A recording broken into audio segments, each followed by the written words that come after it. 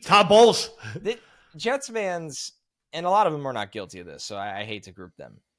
But you can't. This is a big thing that like Yankee fans do a lot, and every fan does it.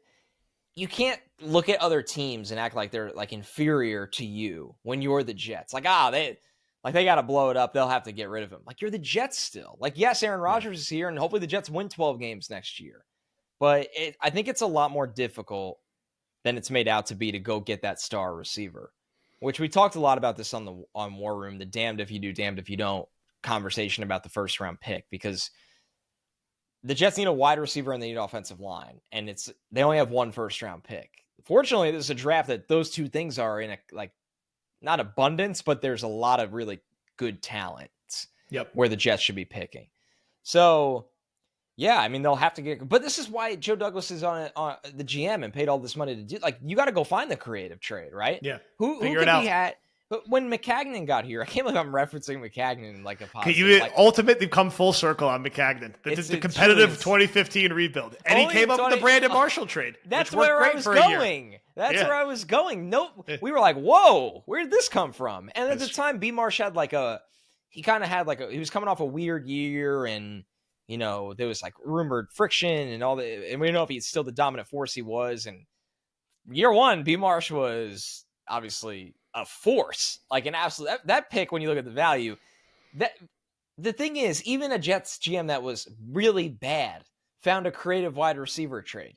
Then you go back to Tannenbaum, who was pretty good for the most part. Like, he obviously fizzled out. A lot of GMs do, but the Santonio Holmes trade, the Braylon Edwards trade, like, why can all of these guys find these trades for wide receivers? But for the Jets, we haven't seen any urgency to do they that. almost got Tyreek Hill and Deebo Samuel, but they didn't. Ultimately, Right. maybe for the best with getting Garrett Wilson, but those guys are still freaking awesome. And that's the point. Yeah. They did try to get those guys, which is weird. Why didn't they try to get A.J. Brown? But why didn't they try to get Amari Cooper? Why didn't they? And now you got Garrett Wilson, but it's like you need more. So I don't know. Yeah. The point is, I think it's going to be difficult. It's not impossible. There are always things in the NFL that come as a surprise. But you do have to. It's going to take creativity. I can't say that enough. I think sitting at the first round, especially if they lose Sunday, and just being like, we're going to take Alt, Fashanu, or Fuaga, whoever falls there. Like, that's easy. And that's one piece for the offensive line that needs more than one piece. But that's easy. But the number 2 wide receiver thing in an all-in year, like, that's why you're paid the salary you are, because you got to find a solution. I don't want to hear see the leaks. The Jets called the Raiders, but the Raiders didn't pick up the phone. So week 1, it's Garrett Wilson, Alan Lazard, and Xavier Gibson out there. Regime. I won't tolerate it. I can't have it. This regime has exhausted us with the almost. That will be an off-season episode. We're doing the full almost Joe Douglas roster. Whole thing, 1 through 53. You could do it. You could fill it out. You could absolutely. You could do the all-pro team. It's a damn good team. The all-pro team of it. Yeah, so that's where I'm at. Let's pivot to a couple positive things before we wrap here. It's the last game of the regular season.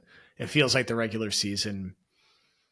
I mean, the regular season really ended in that Miami game, although I think it really, really ended when the Jets couldn't score a touchdown after Zach Wilson stepped out of bounds against the Raiders. That was probably the play that ended the season, just like the Berrios, damn you Berrios, drop ended the season the year before against Minnesota. Breece Hall, Garrett Wilson over 1,000 yards, second year in a row, did it in 16 games. Impressive considering what he's dealt with at quarterback. Wild stat in that he still has his most career touchdowns from Joe Flacco and Mike White, and barely ever caught any touchdowns from Zach Wilson. Breece Hall, I think the most exciting development from this slog purgatory end of the Jets season has been Breece Hall, the pass catcher, and how the Jets are using him as a pass catcher who catches 7, 8, 9 passes a game and has multiple receiving touchdowns. That element to his game takes him to a different level. And I'm not saying he's going to be Christian McCaffrey, because no one's Christian McCaffrey, but with Rodgers and with a better offensive line, he can be a 75, 80 catch in a season guy, is operating as effectively their number 2 receiver right now. And we already know what he can do as a runner. I actually do kind of wish they'd like put him on ice this week, like save him for next year. Right. He can be so lethal next year if this offense can just get a little better in some of the other areas. Of course, quarterback matters substantially. And Rodgers would open up so many things. He could throw a screen pass without having to dirt it every 2 seconds. He could snap the ball not within 1 second of the play clock. He could do different checks and audibles that help free Brees up.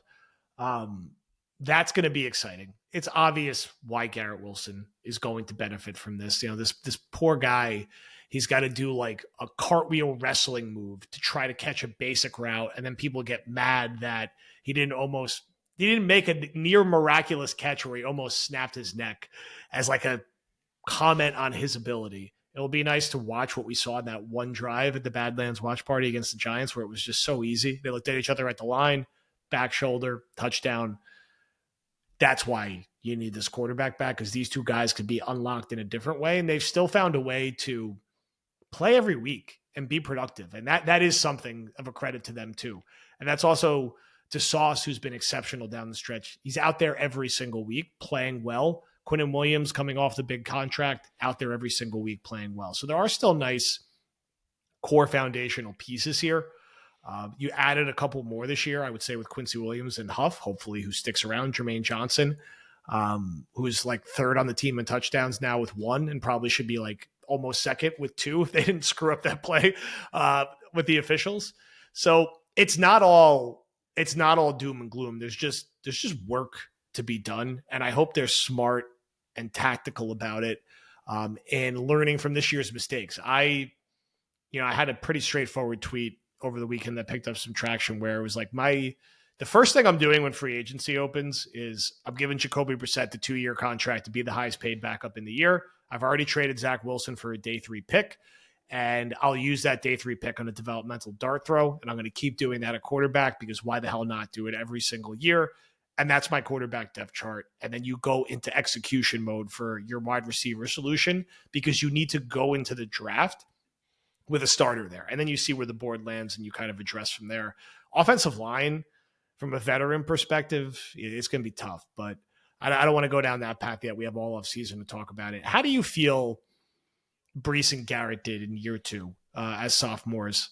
A lot of discourse around those two guys, what they can do, what they can't do. How do you feel about their output in year 2, and what's their outlook going into 24?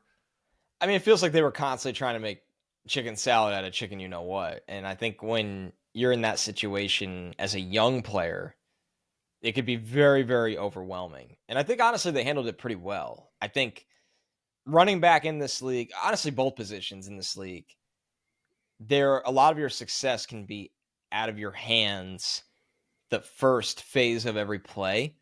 Somebody's got to throw the ball to Garrett Wilson when he's open. Somebody's got to block at least the line of scrimmage for Brees. And the bottom line is the Jets failed at both